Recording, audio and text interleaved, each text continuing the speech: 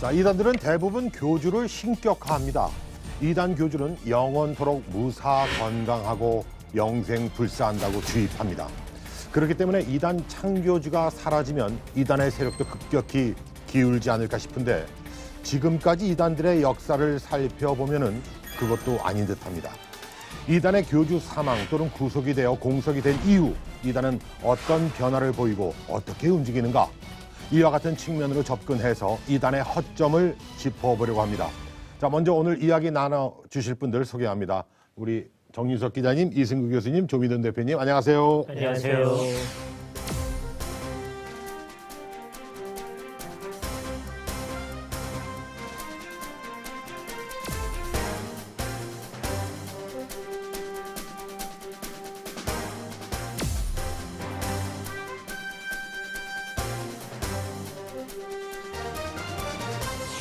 자, 교주의 빈자리를 논하기에 앞서 이단 교주가 자신을 신격화하기 위해 어떤 작업들을 하는지 간단히 살펴보겠습니다. 먼저 정리한 화면부터 보시죠. 빛의 군대 훈련은 이만희 총회장과 신천지 교리에 대한 무조건적인 복종을 가르치는 48시간 훈련을 받았습니다. 구데기를 타고 흡을 덮고 씌웠어요. 나무 기둥에 묶였을 때 내가 이렇게 제약에 매여 있구나. 나도 아직 이렇게 벗어나지 못하고 있구나. 특전대, 군대 같네요, 진짜. 완전 군대네요. 격리하고 거수격리하고. 무안군이 이단 만민중앙교회 단물터에 대해 사용중지 명령을 내렸습니다. 염분 함량이 초과하는 등 수질 기준에 부적합하단 이유에서입니다. 무안군청은 교회 측이 9월 말까지 잦은 폐공하지 않으면 강제력을 동원한 행정조치에 나서겠다고 밝혔습니다. 우선 그쪽에서 자진 폐공을 하겠다고 이제 이야기 우선 하고 있는 상태여서 근데 이제 만약 9월 말까지 자진 폐공이 안 된다 하면 저희가 이제 정식으로 이제 그 원상복구 명령을 내릴 계획을 갖고 있습니다. 무안단물은 지난 2000년 3월 이재록 교주의 기도로 바닷가 짠물이 단물로 바뀌었다는 주장에서 유래됐습니다. 권능의 단물이라 부르면서 마시거나 뿌리기만 해도 불치병이 치유되고 고장난 기계가 고쳐진다고 주장하며 신도들을 미혹해왔습니다. 성지순례처럼 교회 내에서는 청년들이랑 학생들을 데리고 무한 단물터 방문해가지고 물 안으로 들어가가지고 그런 것도 하고 그리고 세례식이나 이런 거 할 때도 물을 항상 단물로 이렇게 했었거든요. 무안단물이 이재록 교주를 신격화하는 선전도구로 이용되어 온 만큼 이재록 교주를 신격화하고 우상화하고 숭배하게 만드는 선전 도구잖아요.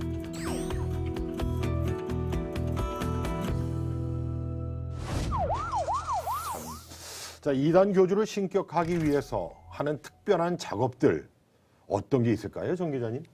그리스도인들이 예수님을 믿고 나서 꼭 하고 싶은데 잘 안 되는 것들이 있어요. 신격화 교주들은 그걸 잡고 접근해 오는 거를 좀 봤는데 대표적으로 성경을 뭐 100독, 200독이 아니라 1800독, 2000독 했다라고 하는 교주들이 있습니다. 그래서 JMS 교주 같은 경우는 성경 2000독 한 도사가 있다라고 하면서 사람들한테 전도를 한 케이스가 있고요. 박윤식 씨 같은 경우도 지금은 고인이 됐는데 이분도 이제 통합 측에서 이단으로 규정된 사람인데 1800독 했다라고 주장을 해요. 이제 진위 여부는 잘 모르겠지만 어쨌든 이것들이 성도들에게 다가갈 때는 우리 목사님은 1800독 한 분이야 라고 하면 거기서부터 모든 성도들의 귀가 반쯤은 탁 숙여져서 들어가게 되는 거죠. 그리고 지리산 입산수도 뭐 무당이나 도사들도 아닌데 뭐 입산수도 했다는 표현도 많이 하고요. 예. 정명석 같은 경우는 입산수도에서 40일 금식에 70일 절식했다 뭐 이런 얘기도 하고요. 탄생설화도 있고요. 이만희 교주 같은 경우는 태어나기 전에 할아버지가 꿈을 꿨는데 빛이 만방에 비치는 그런 꿈을 꿨다는 거예요. 그래서 이름도 일만만자에 빛날 희자 써서 이만희가 된 경우죠. 그리고 나중에 이제 어린이가 됐을 때는 작은 별들이 내려와서 막 이만희랑 놀았다. 예, 작은 별들이 막 비추면서 이만희와 놀았다라는 작은 별 가정이네요. 네. 그런 설화들을 만들어내서 신성시하는 것들을 봅니다. 제가 늘 하는 얘기 중에 하나가 사실 우리가 이단 사이비에 대한 피해가 너무 극심하고 막대하지만 이단 사이비가 하는 그 성경 공부 모임에만 안 가면 사실 이단에 빠지지는 않는다라는 거죠.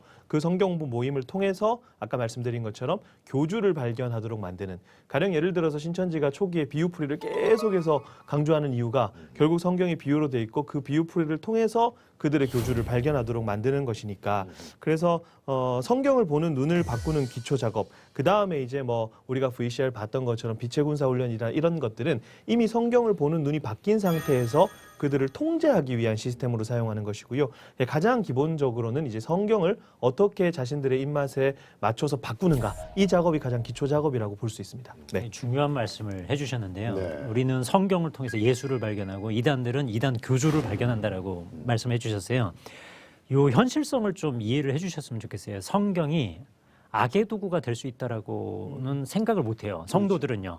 근데 충분히 이용하려고 하는 목적, 그 이용하려는 사람의 의도에 따라서 성경이요 악한 도구가 될 수 있다는 거예요. 그러니까 이만희 교주가 자기를 신으로 만들기 위해서 성경을 이용하면 이건 거룩한 성경이 아니라 이만희 교주를 신격화하는 수단이 될 수 있다는 겁니다. 이 현실성을 인식해야지 성경만 펴놓고 막 가르쳐주면 다 성경적이라고 사람들은 생각해요.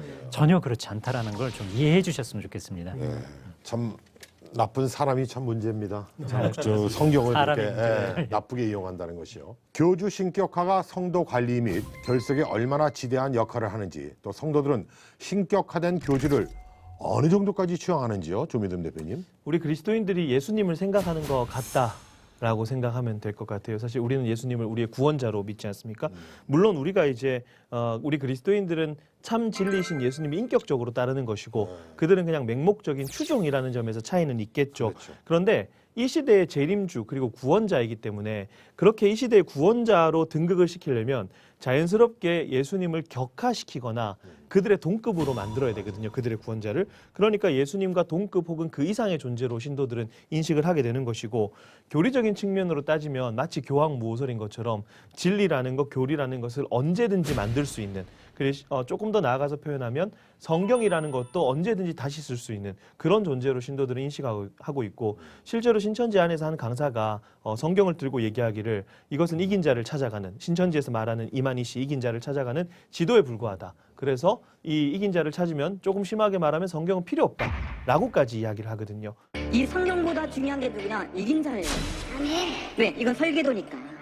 단지 이 설계도로 무엇이 이긴 자가 나타나면 이 설계도는 그 이긴 자를 찾아가 하나의 주소에 불과합니다. 약도. 지도에 불과해, 지도. 그럼 이 지도를 가지고 누굴 찾았으면, 이긴 자를 찾았으면 이거 필요 없어요, 이거 사실. 그러니까 단순히 우리가 신격화라는 표현을 너무 많이 써서 좀 무감각해질 수 있겠지만, 우리가 예수님을 생각하는 것 혹은 그 이상으로 맹목적으로 추종하는 것, 그것이 신도들이 신격화된 교주를 바라보는 마음이라고 생각하면 될 것 같습니다. 네. 고속도로가 뚫리기 전까지가 힘들지, 일단 개통식 하고 나면 그 고속도로로 수많은 물류가 오고 가고, 그렇죠. 그 전국이 그 혈로가 뚫리듯이 원활해집니다, 교통이요. 그것처럼 교주 신격화가 됐다는 거는 그 과정이 힘들 뿐이지, 일단 교주를 신으로 믿는 이 세뇌가 이루어지면요, 그 다음부터는 통제, 관리, 결속 모든 게 일방통행이 돼버려요. 일단 신으로 믿어버렸으니까요. 예. 예수님은 우리 눈에 보이지 않잖아요. 근데 이단 교주들은 눈에 보여요. 그러면 그 사람이 하는 말이 곧 성경보다 더 높은 권위를 갖게 돼요. 그래서 어떤 행동도 정당화된다라는 게 이게 이제 문제점이 되는데요. 제가 만난 이제 신천지 신도인데, 너가 신천지에 있을 때 어느 정도까지 순종을 할 수 있었느냐 물어봤어요. 신천지에서 그렇게 시키진 않았대요. 근데 자기가 신천지를 다니는데 부모님이 반대한다는 거예요. 그러면 근데 그거 신천지에서 너 부모님 봉고차에 태워서 산에 가서 묻어버려, 이러면 자기는 그것도 했을 거라는 거예요. 근데 그걸 시키지 않았을 뿐이지 이 사람의 순종과 맹종의 정도가 그 정도였다라는 걸 저한테 얘기해 줬고요. 교주 신격화가 되면 어느 정도로 문제가 되는지, 저는 한농복구회라고 그 박명호를 하나님이라고 그냥 노골적으로 주장하는 사이비 단체가 있습니다. 그 단체에서 낸 새벽이 있으리란 책에 보면 뭐라고 돼 있냐면요, 이 박명호를 마지막 그리스도 하나님으로 믿고 따르는 걸 아시나요? 그랬더니 상대가 압니다. 이 주인이신 분이 도둑질을 하면 어떻게 생각하시겠습니까? 그리고 여인을 취한다면 어떻게 생각하시겠습니까? 그랬더니 이 답하는 사람이 뭐라고 하냐면, 만물의 주인인 분이 가져가시는데 뭐가 문제입니까? 그리고 인품이 어지신 세종대왕도 왕비와 후궁을 많이 거느렸는데 왕이시고 하나님이신 분이 자녀를 많이 낳고 여성을 많이 거느리면 더 훌륭한 아들, 딸들이 나오지 않겠어요? 뭐 이런 식으로 답변하는 걸 글에다 올린 거예요. 그게 죄가 아니라는 거죠. 하나님의 아들이 술집 창녀 끼고 술 마시든지 무얼 하든지 믿어라. 그리고 이것을 믿음으로 받아들이면 반드시 하나님이 너를 의롭다고 하실 것이다. 뭐 이런 내용들이 있습니다. 그러니까 교주 신격화는 어렵습니다. 근데 일단 이루어지면 그건 고속도로가 뚫리는 겁니다. 말이 안 돼도 그냥 그렇습니다. 무조건 믿는 겁니다. 신천지 같은 경우는 이제 부모님들이 너무 답답하잖아요. 자녀가 금이야 오기야 키운 자녀가 신천지에 빠져서 자기 인생을 허비하는 걸 못 참고 이제 보호 조치라는 걸 못 나가게. 그럴 때는 바깥으로 뛰어내리는데 4층 정도 높이에서 뛰어내려요, 애들이. 아, 예. 근데 뛰어내리다가 여자애들이 이제 근육 운동인가 이런 것들이 부족하니까 뛰어내렸다가 허리, 무릎, 발목 골절되는 경우 굉장히 많습니다. 그 실제로 뛰어내려가지고 상처 때문에 수술해가지고 그 자국이 그대로 남아있는 친구들도 있고요. 그 고층에서 이제 이불 뒤집어 쓰고 뛰어내린 거예요. 근데 이제 다행히 이제 살은 거죠. 근데 이제 다리가 부서져가지고 오히려 그 친구 같은 경우는 그 어디 못 가니까 두 다리가 부서지니까 그래서 이제 병원 들어가서 상담받아서 회심했다는 그런 이제 어떻게 전화위복처럼 그런 경우들도 있지만 이 맹종이라는 게 진짜 무서운 거죠. 뭐든지 하는 거니까. 네. 자, 이승규 교수님, 이단 교주의 신격화는 결국 이단의 새를 키워서 악랄하게 신도들을 착취하기 위한 기초 작업인 거죠? 예, 그렇죠. 이제 요 신격화 전의 단계를 되게 권위주의적인 것으로 만드는 거잖아요. 되게 실제 권위가 없을 때 이제 권위주의적인 인격이 형성돼지고 사람들이 그런 걸 만들어 가려고 하죠. 거기서 이제 더 나아가는 게 하나님으로 만듭니다. 신격화하는 거죠. 이단에서도 역시 같은 일이 일어나는데 그런 일 중에 이제 대표적인 것이 아까 우리 VCR에서 봤지만 성지순례라는 용어를 사용하는 거예요. 근데 이 용어에 대해서는 우리 정통 기독교인들이 좀 정신을 차려야 됩니다. 사실은 종교개혁을 하면서 우리가 성지순례라는 걸 없애버렸거든요. 우리가 이 땅에서 살아가는 것이 순례자로 살아가는 거지 예루살렘 가는 게 성지순례가 아니니까 오히려 우리 정통교회가 예루살렘 가고 이스라엘 가는 것을 성지순례라는 말을 쓰지 말아야 하는 거예요. 근데 다 쓰고 있어요. 안 쓰는 교회가 없어요. 그래서 우리가 정신을 바짝 차려야 됩니다. 그러니까 기독교회가 성지순례라는 말을 쓰니까 이제 이 사람들은 예루살렘 가는 것뿐만 아니라 자기네 교주들의 관련되는 곳, 탄생지라든지 하는 곳 가는 것을 성지순례라고 쓰는 거죠. 그러니까 정통 교회가 잘못하면 이단도 따라서 잘못한다. 그래서 이 문제를 생각하면서 어느 집단이 교주를 하나님인 것처럼 또는 예수님인 것처럼 예수님을 대리하는 분인 것처럼 할 때 그 모든 것이 다 문제가 되어진다. 이들의 목표는 뭐였냐면 그를 중심으로 모든 것이 모여지도록 하려고 하는 것입니다. 그러니까 이것을 우리가 극복하도록 하기 위해서 우리가 좀 잘 생각을 해야 되겠죠. 그러니까 정상적인 교회에 있어서는 하나님을 중심으로 성경이 가르치는 계시의 근거에서 일상생활을 제대로 살아나가는 게 목표거든요. 근데 이 사람들은 자기들의 교주를 중심으로 살다 보니까 일상생활이 이상하게 허물어지는 것이죠. 그래서 두 가지를 가지고 우리가 이게 이단적인지 아닌지를 알 수 있는데 하나는 어떤 사람들이 신격화되어지는 존재가 있다. 그 존재 때문에 나의 일상생활이 무너져서 정상적인 생활이 아니다. 이렇게 되어졌을 때 잘못된 종교의 길로 가고 있다는 것을 우리는 다 얘기해야 될 것입니다. 탈퇴자분들하고 이렇게 얘기를 나눠보면 우리가 이제 바깥에서 봤을 때는 저 사람들이 저 안에서 좀 착취당하는 것 같고 굉장히 어려움 속에서 이렇게 그들의 신앙을 하는 것처럼 보이지만 나름대로 매력을 굉장히 느끼는 지점들이 많대요. 그 중에 제일 대표적인 게 이제 신격화된 교주 자체가 자기들한테 굉장히 매력적인 존재인 거죠. 하나님이 눈에 보이는 거예요. 그러니까 굉장히 신난다라는 거죠. 그분들이 이제 정통교회로 돌아왔는데 아무것도 눈에 안 보여요.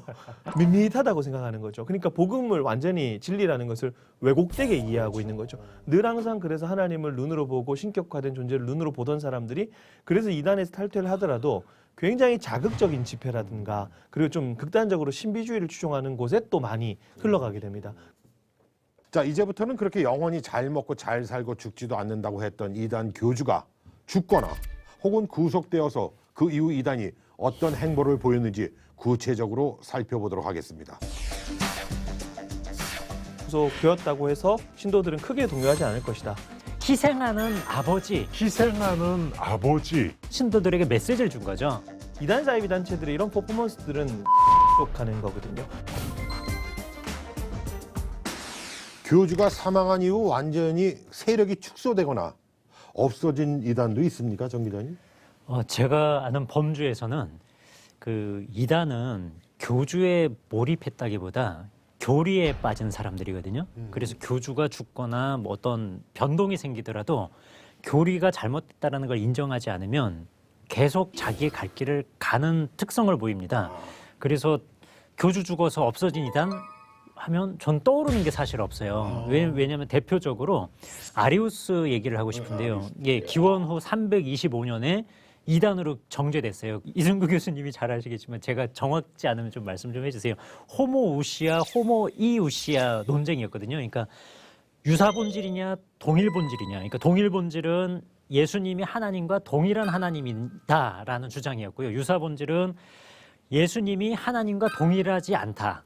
하나님은 전능하시고 그거보다 열등한 존재로서 예수 그리스도가 있었다라는 게 아리우스주의였거든요. 이단으로 규정됐지만 아리우스는 죽은 지 지금 1700년 이상이 지났잖아요. 이 교리는 지금도 여호와 증인과 유사한 교리로 지금 흘러내려오고 있어요.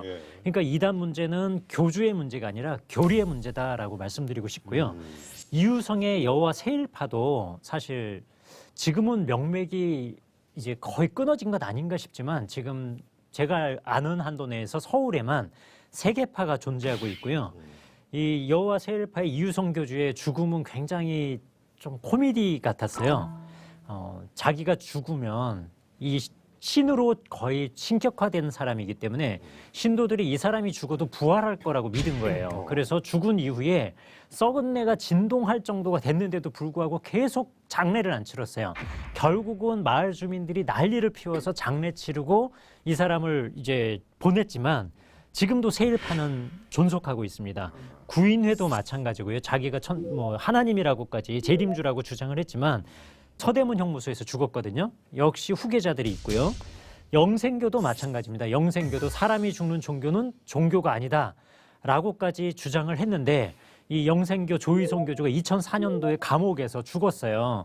그러니까 이 신도들이 영생교를 떠나는 게 아니고 아직도 남아서 살아있을 때보다 지금 죽어서 영으로 더 크게 역사한다라고 하면서 남고 있거든요. 그래서 교주 사망과 그 단체의 존속 여부는 또 별개로 계속 이어진다라고 저는 보고 싶습니다. 네. 뭐 이제 한국의 주요 이단 사입이 말씀해 주셨으니까 일본으로 좀 넘어가 생각하면 옴진리교 같은 경우 교주 아사하라 쇼코였죠. 교주인 아사하라 쇼코의 지시로 교단 신자들이 도쿄 지하철에 살인 독가스를 살포해 아사하라 쇼코의 사형이 전격 집행됐습니다. 거기는 그 가스 테러를 일으키지 않았습니까? 그래서 법원에서 강제 해산을 시켰는데 이름을 알레프라고 바꿨어요. 그리고 그 아류들이 여전히 활동을 하고 있고요. 그다음에 조금 더 나아가서 우리가 이 문제에서 좀 생각해 봐야 될 게 분명히 어떤 단체들은 교세가 좀 크게 꺾이기도 해요. 그러면 우리가 생각해야 될 건 교세가 크게 꺾였다는 건 이탈자가 많이 나왔다는 얘기인데 그럼 이탈자들은 어디로 갔는가라는 거예요. 교회로 왔을까? 그렇지 않다라는 거죠. 어디로 유입됐느냐? 그렇죠. 다른 이단 사이비의 아류로 가거나 아니면 본인이 교주가 되거나 신앙을 포기하거나 교회로 돌아오는 경우는 극히 드물죠. 그래서 우리가 주목해야 될 점은 많은 분들이 이제 신천지가 뭐 사라지겠어? 아니면은 뭐 어떤 단체의 교주가 죽으면 없어지겠지? 이런 논의는 굉장히 뭐라 해야 될까? 가벼운 논의라는 거죠. 그러면 거기에 있는 탈퇴자들을 우리가 어떻게 받을 것인가? 라는 질문들을 이 논의 속에서 반드시 좀 해야 되겠다라는 생각을 좀 가지고 있습니다. 네. 그 신천지 교주 이만희가 지금 현재 검찰 소환 조사를 받고 구속되었는데 신천지 이만희 교주가 결국 구속됐습니다. 수원구치소 앞에선 신천지 교도들이 무리를 지어 결과를 기다리는 모습도 포착됐습니다. 하루를 넘긴 8월 1일 오전 1시 20분, 법원은 장고 끝에 이만희 교주에 대해 구속 결정을 내렸습니다. 이후 신천지는 어떻게 움직일까요, 정 기자님? 구속이 됐지만 이것을 2000년 전에 예수님이 빌라도의 법정에서 정죄받고 결국은 십자가에 못 박히지 않았습니까? 그것처럼 우리 이만희 교주도 이 시대에 동일한 고난과 핍박을 겪는 것이 이미 성경에서 다 예견된 것이다라고 하면서 신도들의 마음을 추스려 갈 것이 분명합니다. 그리고 집화장 중심이라는 것도 주요한 관심사인데요. 신천지는 이만희 교주가 절대적인 권력자는 맞아요. 그러나 각계 12개의 지파로 나눠서 각각의 지역을 다스리는 지파들이 있습니다. 그 지파장의 권한도 어마무시하거든요. 그렇다면 이만희 교주가 물론 구속됐음에도 불구하고 이 지파장들 중심으로 해서 동요되는 신천지 신도들을 추스려서 갈 것이라고 저는 보고 있고요. 구심점이 사라진 문제는 저는 그 이만희 씨의 부인인 유천순 씨의 그 위치를 무시할 수 없다라고 보는 입장이에요. 왜냐하면 이만희 씨의 마음을 움직일 수 있는 열쇠는 유천순 씨도 한 몫을 차지하는 부분이 있거든요. 그 사람의 마음을 사로잡기 위해서 지파장들이 선물 공세를 하고 유천순 씨를 찾아가서 막 술도 마시고 막 즐기고 이런 일들도 있어요. 그렇다면은 유천순 씨가 그 공백을 어느 정도는 메워갈 것이다라고 저는 보고 있습니다. 그러니까 신천지 입장에서 지금 신도들을 통제하기가 쉽지 않은 상황이에요. 그러면 이런 표현이 적절할지 모르겠지만 좀 소위 말해서 떨어질 사람들은 떨어지라는 거죠. 떨어질 사람들은 떨어지고 붙들고 있는 사람들만 다시 붙들고 가면 되거든요. 근데 그러기에는 신천지는 결집층이 굉장히 두터운 집단, 세대가 몇 번 바뀐 집단이 아니라는 거죠. 그렇기 때문에 아까 말씀하신 그런 여러 가지 상황들을 이제 합리화시키겠죠. 그래서 중독을 연구한 학자들이 중독자들의 뇌를 얘기할 때 이렇게 얘기해요. 중독자들의 뇌는 합리적인 상황을 판단하는 게 아니라 상황을 합리화시켜버린다. 저는 이제 이단 사이비에 빠진 사람들을 항상 종교 중독자라고 얘기하는데 그 상황을 합리화하기 위한 여러 가지 교리적인 수단들을 찾겠죠. 그렇게 되면 그 교리 때문에 신도들은 동요하지 않고 여전히 자리를 지킬 확률은 굉장히 높아진다. 저는 그렇게 판단하고 있습니다. 교리적으로 채찍과 당근이 있어요. 채찍은 뭐냐면 나가면 저주받고 죽는다고.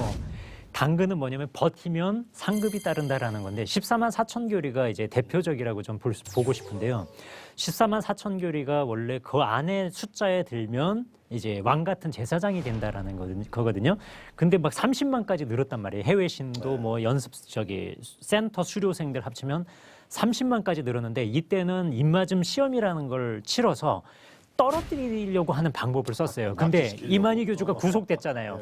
떨어뜨리면 안 되는 거예요. 그래서 신천지 입장에서는 붙어만 있어라.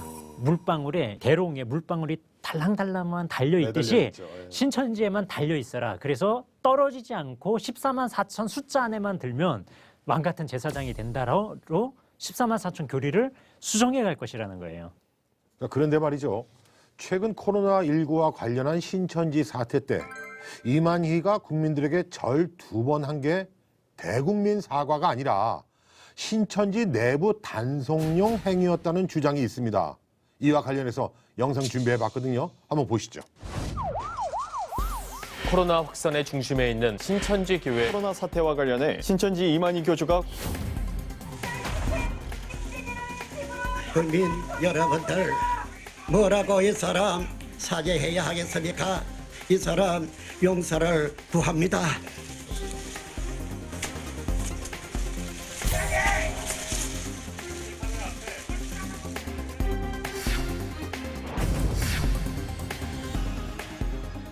죽음에 이르기까지 무서운 병이 와서 돌고 있는데 어느 부모가 그냥 보고 있겠습니까? 누가 이걸 고치고자 하지 않았겠습니까? 옛날에 왕거이라는 그 왕은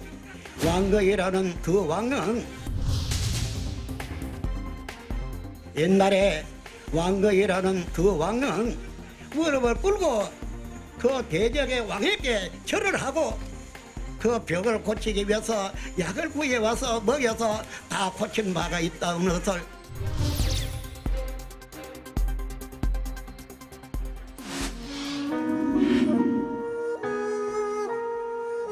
전염병이 돌면서 고려의 군사들이 죽어가고 있었다.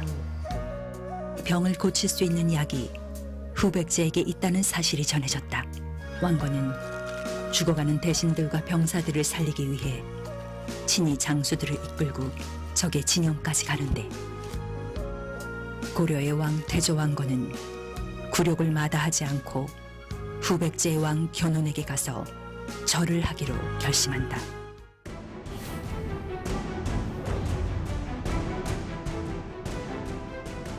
여기 또 왕건 얘기가 진짜 나오네요. 예. 지가 왕이네 진짜.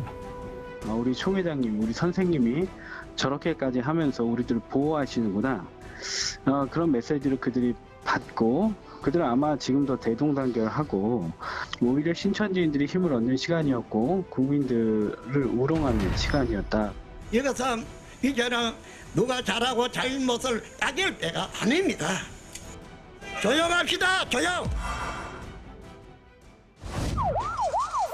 지금 그 영상 보셨는데 이만희의 큰 절이 내부 결속용이었다는 주장에 대해서 어떻게 생각하십니까, 정 기자님? 예, 보통 예법에서 어른들께는 한 번 절을 하고요. 그리고 돌아가신 고인에게는 2번 절을 하는 걸로 알려져 있습니다.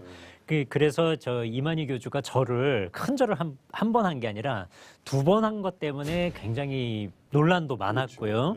근데 저는 큰 절보다도 아까 이제 왕건 영상이 나왔는데 그것과 빗대어서 좀 신천지가 얼마나 한국 사회, 한국 국민들을 우롱을 했는지 좀 설명드리고 싶어요. 네네, 재밌게. 왕건이 자기인 거예요. 그러니까 왕건이 후백제 시대 때 그 왕건이 전염병이 창궐하자 적국인 후백제의 견훤에 가서 그 약을 구하기 위해서 큰 절을 올리고 백성을 살렸다라는 얘기를 하는 거거든요. 결국 후백제에는 백신이 있었고 그러네요. 예, 뭐 백신이나 치료제가 있었던 거고요. 예, 네. 큰 절을 해서 나라를 구했다는 거죠. 그처럼 이만희 교주가 메시지를 주는 거죠. 이 큰 절 2번을 해서 마치 이 세상 나라에 무릎을 꿇은 게 전염병에 고통당하는 그 백성을 구한 것처럼 신천지 교인들을 보호하고 그 신천지 신도들의 잘못을 자기가 뒤집어 쓴 예수 그리스도처럼 희생하는 아버지, 희생하는 어머니, 희생하는 참된 리더의 모습으로 신천지 신도들에게 메시지를 준 거죠. 사실은 대국민 사과 성명의 기자회견이란 모양새를 취했지만 사실은 내부 신도들에게 동정심을 유발하고요, 결속을 유발하고 내부 신도들의 그 충성심을 도두기 위한 행위로밖에 보이지 않았습니다. 그럼 그때 그 내부 신도들의 반응은 어땠습니까? 눈물 흘리는 거죠. 와, 내 아버지가 감동 나의 잘못 때문에 선생님 앞에 가서 무릎 꿇고 선생님 죄송합니다. 제 잘못입니다. 이런 아버지의 모습을 봤다는 거예요. 일단 역사적으로 허구입니다. 이 이야기 자체가 역사 야사에나 나올 법한 정사에는 없는 이야기고요. 드라마죠. 네네. 그리고 이제 이 이야기를 통해서 역시 세계관을 볼 수 있는 거죠. 이단 사이비 신도들의 세계관. 결국 극단적인 이분법적인 사고방식이거든요. 그들은 대한민국을 살고 있지만 대한민국 국민 이전의 신천지 신도인 거죠. 그래서 다수의 이단 사이비 단체들이 자기네들의 연호를 사용하죠. 그다음 국호도 사용하고요. 그래서 뭐 통일교 같은 경우는 천일국 자기네 나라가 있는 거고 신천지 같은 경우는 연호를 써서 신천기 몇 년 이런 식으로 그러니까 다른 나라를 살고 있는 거죠. 그래서 보통 신천지에서도 보면은 일반 기성교회들, 정통교회들을 바벨론이라고 부르고 이만희 씨가 그 이야기할 때 하나가 신천지고 하나가 이제 신천지가 아니면 그들의 표현으로 하나님의 씨로 난 자가 아니면 갈라지라라고 얘기하거든요.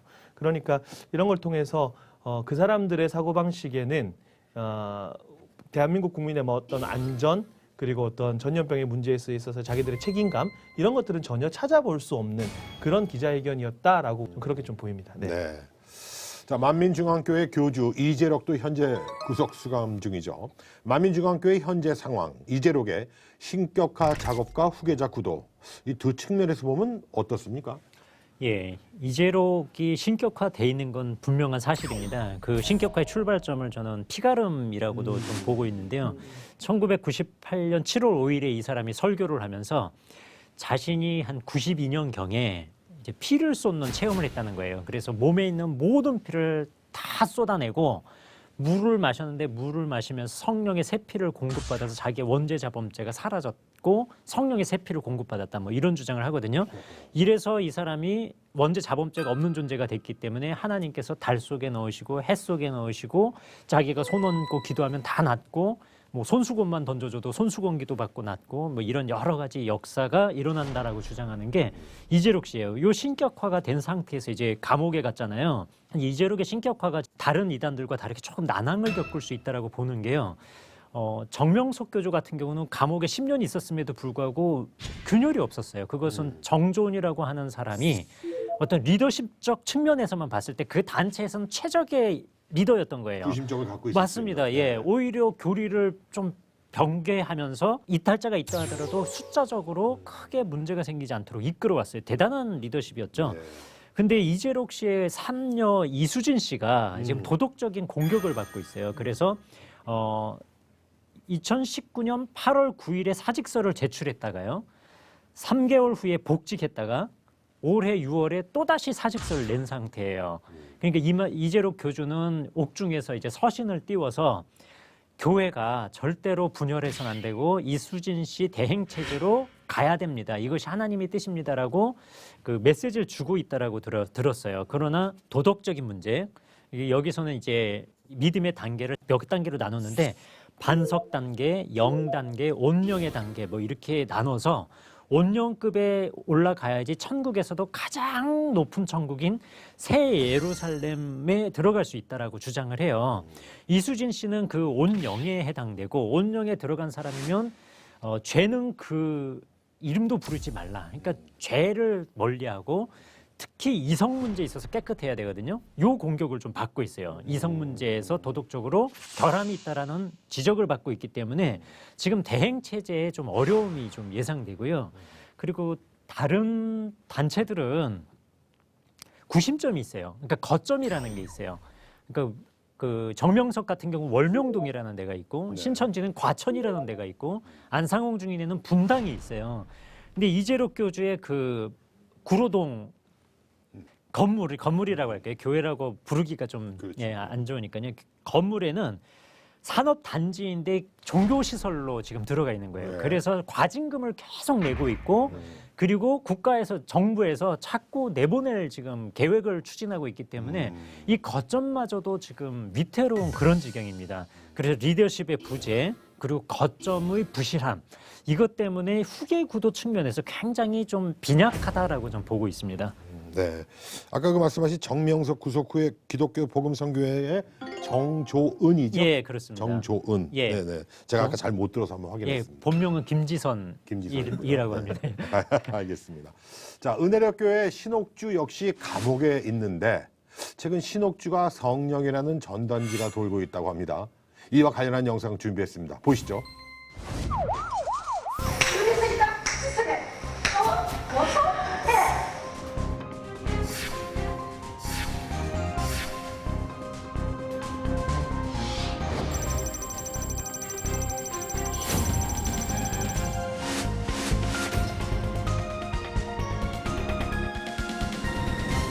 코로나19 전염병으로 벌하시는 이유는 허망한 풍설로 진리의 성령을 옥에 가둔 것 때문에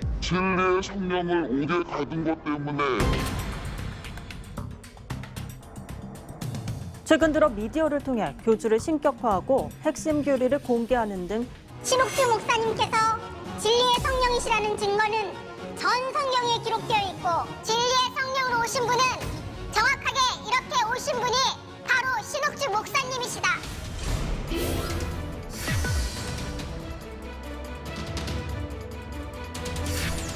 저렇게 전면 광고까지 했네. 어떻게 하든지 성도들의 신도들의 이탈을 막고 지금 이제 우리 국내외적으로 일어나는 이런 코로나나 전염병 같은 그런 심각한 문제를 오히려 이용해서 신옥주 목사를 탄압하기 때문에 이런 일이 일어난다라고 이제 몰아가서 영영한 언약을 받은 영영한 사역자, 육체도 안 죽는 당 니네들의 하나님이다.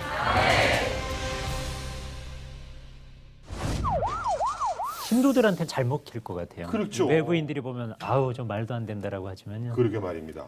저는 전단지 오늘 VCR 통해서 처음 봤고요. 전면 광고. 예, 예. 그리고 저는 유튜브를 통해서 봤는데요. 2020년 3월 2일이었어요. 지금까지는 노골적으로 신옥주를 뭐 성령이다 이런 얘기는 한 번도 한 적이 없었거든요. 근데 이제 그것이 알고 싶다 해서 취재하고 구속된 이후부터 슬슬 얘기를 하다가 올해 2020년 3월 2일에 노골적으로 여호와는 성부 하나님의 이름, 그의 아들 예수 그리스도, 성령 신옥주 목사님이라고 아예 영상으로 노골적으로 올리더라고요. 그래서 그걸 얘기하는 사람을 자세히 봤는데 나중에 보니까 이 사람이 신옥주의 아들 김정용이라고요. 그 현지에서는 다니엘 킴이라고 불리거든요. 이 사람이 아들이 그걸 실제로 스스로 얘기하더라고요. 그 동생도 그 신옥주 씨와 실세를 나눠 가진 그런 실세 중에 한 사람인데 동생도 지금 저는 구속된 것으로 그렇게 알고 있어요. 그러니까 이단 사입 우리 자주 뭐 신도 교합이라는 얘기를 너무 많이 하지만 이단 사입의 모든 행동은 신도 교합으로 갈 수밖에 없어요. 그래서 조금 더 자극적인 거 하고 조금 더 자극적인 거 하고 신옥주를 살펴봤을 때 약간 그런 케이스지 않는가. 그러니까 막말의 수위가 계속해서 높아지는 것처럼 그래야 신도들이 더 자극적인 걸 받아들였을 때 움직여지고 그러면 뭐 예를 들어서 성령이라고 얘기하기 전에 뭘 얘기해도 신도들은 움직임이 없거든요. 근데 성령 거기에 번뜩 뛰어가지고 또 뛰어들게 되고 그럼 이제 앞으로 신옥주는 제가 봤을 때 더 우리가 봤을 때 황당무계한 주장들을 하면서 나올 가능성이 굉장히 높다. 자, 이승구 교수님, 이단의 교주 구도 변화 때 반드시 나타나는 특징이랄까요? 그걸 좀 정리해서 말씀해 주신다면요. 일반적으로 두 가지 특성이 나타나는데요. 하나는 이제 교주 자체가 이제 위상이 흔들리다든지 죽었다든지 했으면 그 다음에 그걸 대체하는 일들이 있어야 되잖아요. 그러니까 아까 얘기했던 대로 합리화하는 일들이 나타나겠죠. 그러면서 그 자신을 대신하는 다른 존재가 나타나게 되고 하는 게 일반적으로 나타나는 거죠. 그러니까 그들의 용어로 말하면 그게 이제 자기들의 교리를 조금 고치는 형태로 나타나는 겁니다. 근데 그런 것들이 사실은 다 어디서 나오느냐? 성경을 자의적으로 해석했기 때문에 나타나는 현상이죠. 사실 이거에 대해서도 사실은 그분들이 나아간 게 우리가 잘못한 것 때문에 이렇게 되어졌다라고 하는 것도 생각을 해야 돼요. 그래서 아까 신옥주가 자기가 성령이다라고 했을 때 여호와 하나님은 하나님의 이름이고 예수 그리스도가 성자고 그다음에 이제 신옥주가 이렇게 나올 때 정통교회에서도 어떻게 오해들을 하느냐면 여호와 하나님은 성부의 이름이고 예수님이 이제 성자시고 성령이 따로 있고 이렇게 생각하거든요. 그러나 이제 제대로 성경을 해석하는 분들은 여호와 하나님이 처음서부터 궁극적으로 따져보면 삼위일체 하나님이시니까 여호와 하나님이 삼위의 이름이시다라고 하는 것을 우리는 강조해 왔고 이건 뭐 칼빈이나 누구든지 다 그렇게 생각해 왔고 이거를 아주 명백히 했는데 가끔 가다가는 우리 이단을 이제 전문적으로 하시는 분들도 그런 식으로 얘기하시는 분들이 있어 그래서 논란이 되기도 하고 그런 거 있어요. 그러니까 우리 교회들이 제대로 성경을 해석을 안 해왔기 때문에 거기서 한 걸음 더 나아간 게 이단이 되어지는 거죠. 여기서 우리가 정말 성경을 정말 자의적으로 해석하지 않게끔 노력들을 해 나가야 되겠다. 그러니까 1차적으로는 이제 목사님들이 힘을 써서 해야 되겠지만 모든 성도들이 다 같이 성경을 제대로 해석하려고 하는 노력을 했으면 이 이단에 따라가는 일들이 있어지지 않을 것이죠. 그러니까 사실은 이 이단이 이제 교주가 변함에 따라서 저들이 고쳐지고 하는 모습을 보면서 저게 정말 이상한 상황이다라고 하는 것을 보는 것이 사실은 저들만의 문제가 아니라 우리들도 제대로 성경을 해석하지 않을 때 그들의 길을 열어준 면이 있다고 하는 걸 바라보면서 우리들이 어떻게 해서든지 성경을 제대로 해석해서 바른 길로 가려고 하는 노력을 계속해야 할 것입니다.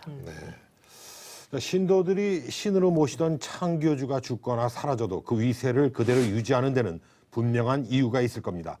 이제 그 이야기들을 해보기로 하겠습니다. 우리 경제를 쥐고 흔드는 굉장히 큰 세력이라는 거죠. 1년 자산이 라고 보도된 바 되지. 운영하기 굉장히 많아가지고 몇 가지 정도. 이야, 시청자분들이 좀 아셔야 될 것 같다는 생각이 드네요. 교주가 죽었든 구속이 됐든 이윤을 창출하는 사업체 운영으로 세를 유지하는 경우들도 꽤 있죠. 교주 사후에 그 위세를 그대로 떨치고 있는 단체들은 사업체를 끼고 있다는 공통점 다 갖고 있습니다. 대표적으로 통일교와 전도관, 지금은 이제 천부교라고 하는데요. 이 두 단체를 예로 들 수 있습니다. 천부교 같은 경우는 1990년 2월 10일에 이제 박태선 교주가 사망을 했는데요. 그때 1957년이라고 하는 지금부터 뭐 60년 전이라고 봐야 되겠죠. 그 60몇 년 전부터 이미 시온이라고 하는 회사를 운영을 했어요. 시온 그렇습니다. 박태선 교주 자신이 일본에서 무슨 공업학교를 나오고 사업체를 운영하다가 그 일제시대 끝날 때쯤에 한국으로 들어와서 사업체를 운영한 경영인입니다. 근데 이 경영인을 하면서 이단 교주가 됐어요. 그러면서 사업과 비즈니스와 종교를 결합시킨 최초의 이단이라고 할 수 있습니다. 근데 이 사업이 꽤 잘 됐고, 그리고 지금은 식물식품 주식회사 간장, 두부, 요구르트이라는 걸 생산을 해요. 이 중에 물식품이라는 주식회사에서 예. 요구르트라는 것도 지금 나오고 그렇습니다. 이 있군요. 요구르트는 자세히 보시면 알겠지만 마트에도 지금 이게 유통이 되고 있는 제품입니다. 저도 본 것 같아요. 예, 맞습니다. 그게 그 식물 식품에서 나오는 거고요. 간장, 두부 같은 걸 생산하는데 여기가 1년 매출액을 제가 조사를 해보니까 95억 7,500만 원. 사업체와 결부가 돼 있기 때문에 신도들이요, 교주가 죽어도 나갈 이유가 없는 거예요. 왜냐하면 내 직장이 여기인 거예요. 그리고 이 직장을 통해서 수익을 내야 되는 거예요. 먹여 살려야 되는 거예요. 그렇다면은 나갈 수가 없죠. 왜냐하면 나가면은 밑바닥부터 다시 해야 되는데 그 위험보다는 비록 뭐 사입이니 이단인지 욕을 먹어도 내가 급여를 받고 생활할 수 있는 이 단체에서 그냥 생활하는 게 낫겠다라고 해서 이 단체가 존속될 수 있는 가장 큰 동기 중에 하나가 사업체와 연결성이라고 저는 보고 싶어요. 그리고 기업형으로는 통일교를 따라갈 단체가 없는데요. 뭐 문선명 교주가 죽은 것과 아무런 관계없이 통일교는요, 문어발식 기업을 경영하고 있는데 관광 레저로 은평 리조트, 여수 션 리조트, 행사 유명한 데 많습니다. 헬스케어로는 이때 그 무슨 음료수가 뭐 있는 것 같은데 옛날부터 보리 음료인가 뭐가 있어요. 콜이죠. 콜. 우리가 보통 이제 콜 정도로만 생각하는데 우리 플러스 들어가면은 플러스 콜라 사이다 있잖아요. 근데 코카콜라하고 옆에 딱 있거든요. 가격 차이가 코카콜라는 한 3,290원 정도. 그다음에 플러스 콜라 사이다는 1,000원이에요. 플러스 콜라 사이다가 OEM으로 이제 이렇게 나오는 거거든요. 그래서 쳐보면 음료가 한 30여 가지 정도 있습니다. 굉장히 많죠. 저도 그걸 몰랐는데 좀 시청자분들이 좀 아셔야 될 것 같다는 생각이 좀 드네요. 해보시면 좋죠. 계속 좀 말씀해 주시죠. 거기에 이제 라벨에 보면 유통사가 있고 제조사가 있는데요. 그렇죠. 유통사는 뭐 플러스라고 한다면 제조사가 이화인 경우 이런 케이스입니다. 그래서 그거를 자세히 보면 의도하지 않게 자신이 이제 이단 기업에 헌금을 하는 방향으로 이제 돈을 쓰게 되는 이런 일이 있기 때문에 좀 주의가 좀 필요하고요. 뭐 통일그룹 하나만 봐도 2012년 통계로는 1조 8천억입니다. 통일교가 우리 피부에 와닿지 않습니다. 그러나 통일교는 알게 모르게 우리 경제를 쥐고 흔드는, 죽이기도 하고 살리기도 하는 굉장히 큰 세력이라는 걸 좀 기억해 주셨으면 좋겠어요. 사실 통일교에서 운영하는 게 굉장히 많아가지고 사실 우리가 지금 얘기한 것보다 훨씬 많아서, 그러니까 우리가 그리스도인들이 한 번 정도는 우리가 관계 맺는 것, 그리고 우리가 사는 것, 그런 것들을 확인을 좀 해보셨으면 좋겠다라는 생각이 많이 들어요. 왜냐하면 그 한국 이단들도 그렇고 해외 이단들도 뭐 한국에 들어와 있는 것 중에 제일 유명한 것 중에 제7일 안식일 예수재림교회 같은 경우는 16재단 운영해서 돈을 많이 벌잖아요. 결국 그런 것들이 그들의 선교 사업에 쓰인다라는 거죠. 그러면은 우리가 어떤 부분에서 돈을 좀 지출하고 사용해야 될 것인가라는 답이 나오겠죠. 뭐 제가 콜 음료수를 먹는다고 통일교 교인이 되지 않는 것처럼 다 통일교 뭐 교인이 되거나 그런 건 아닙니다. 우리 시청자 여러분들도 뭐 오해는 없으시길 부탁드립니다. 자, 교인들끼리의 관계가 워낙 돈독해서 이단이 유지되기도 좀 하는 그 힘이 되는 것 같아요, 조미듬 대표님. 두 가지로 좀 나눠서 생각을 해야 되는데, 첫 번째는 이제 뉴라이프 클리닉스라는 종교 문제를 전문으로 상담하는 공신력 있는 상담 기관이 있어요. 거기서 이런 해로운 신앙이잖아요, 결국. 이런 해로운 신앙에 빠져 있는 사람들의 가정 배경과 그들의 삶을 조사를 했더니 결국 관계에 결핍 있는 사람이 굉장히 많았다라는 거죠. 엄한 부모 밑에서 학대받으면서 자라고, 그다음에 자존감이 굉장히 낮고, 이런 사람들. 이제는 이단에 미혹되기 취약한 인간이라는 존재는 어떤가라는 부분들을 좀 생각하면서 관계적인 측면을 우리가 생각을 했으면 좋겠고요. 또 이거는 반대되는 지점인데, 관계가 굉장히 유대관계가 돈독한 지점도 있지만 반대로 이단 사이비가 교주들도 그렇고 간부들도 그렇고 서로 감시하는 시스템을 만들어 놔버려요. 밀접하게 하면서. 북한과 비슷한 네, 거고. 네. 그래서 네. 보고하게 하는 거죠. 이상 행동을 하면은 보고하게 하고, 조금 돌출 행동을 하면 보고하게 하고, 서로 감시 시스템들이 다 있기 때문에 그런 어떤 감시와 돈독함, 이 두 가지가 교묘하게 결합이 돼서 이단 사이비가 유지가 되는 그런 모습들을 우리가 확인할 수 있습니다. 네. 이단들 교인들끼리의 관계가 돈독해서 오히려 탈퇴했다가 다시 들어가는 그런 경우도 있습니까?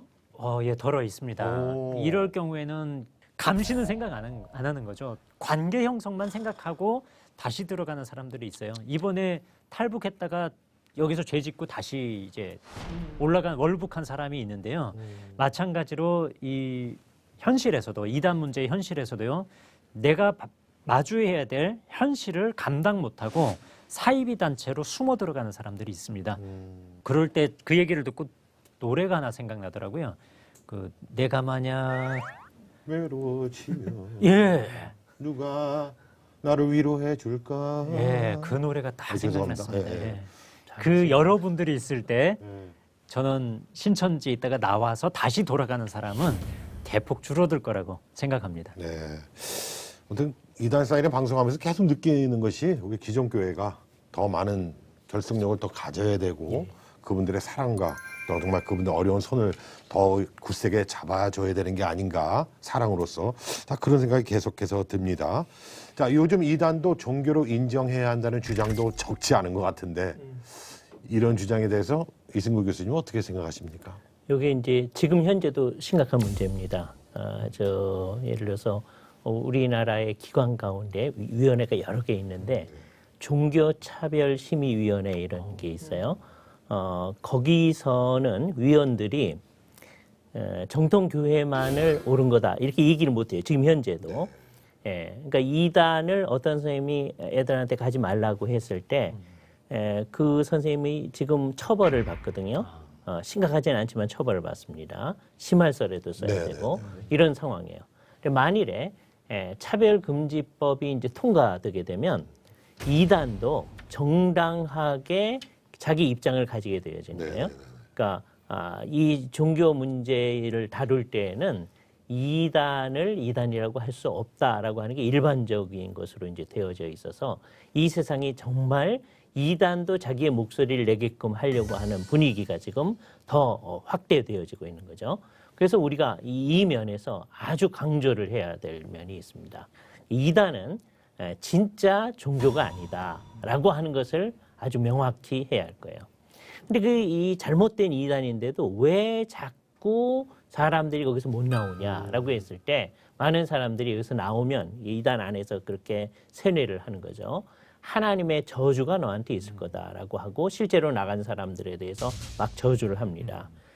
사람들이 그걸 무서워하는 거죠. 이때 정말 잘 생각을 해봐야 돼요. 예를 들어서 제가 사람한테 이제 저주를 한다고 해보세요. 그럼 사람들은 그 저주를 받을까봐 굉장히 무서워하는 거예요. 근데 이제 성경의 입장에서 보면 제가 여러분들을 저주한다고 했을 때 성경을 가지고 판단하면 누가 잘못하는 거냐 하면 저주하는 제가 잘못하는 거거든요. 그러니까 그 저주가 저주하는 사람한테 오는 거죠.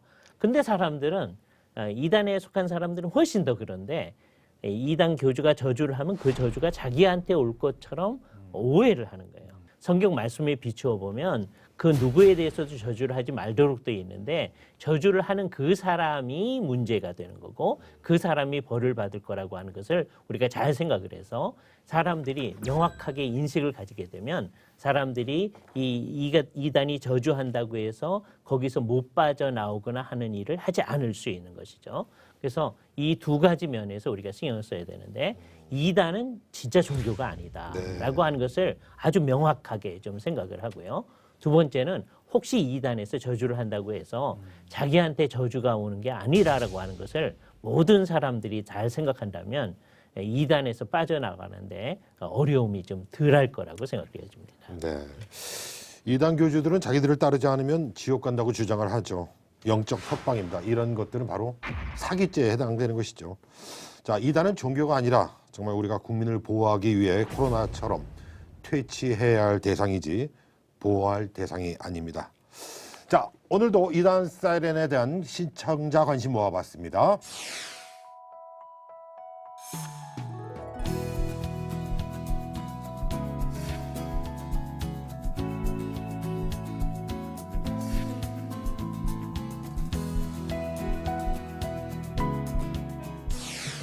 이단 사이렌은 여러분의 제보에 근거해서 만들어집니다. 이단으로 인한 피해 주저하지 마시고 제보해 주시기 바랍니다. 교주의 빈자리, 그 이후 이단의 움직임에 대해서 논해본 이단 사이렌 준비한 순서 여기까지입니다. 저희는 다음 시간에 찾아뵙겠습니다. 감사합니다. 고맙습니다.